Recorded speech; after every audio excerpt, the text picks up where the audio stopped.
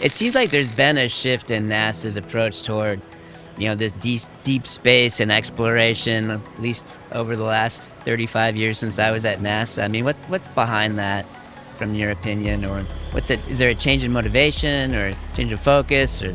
I think the biggest thing that has impacted us in terms of the types of missions and the frequency of missions is the relative increase in accessibility, that we're now able to fly more missions more frequently than we could 10, 20, 30 years ago. Mm-hmm. And as the commercial launch community has started to build up and increase, and as a result they're building more launch vehicles, that has given us more opportunities to be able to say, hey, we can grab one of those and start doing more frequent missions to Mars. Now we're doing them approximately every 2 years, which is the launch opportunity period, that we're able to fly at almost every opportunity, whereas 20 years ago that was not the case.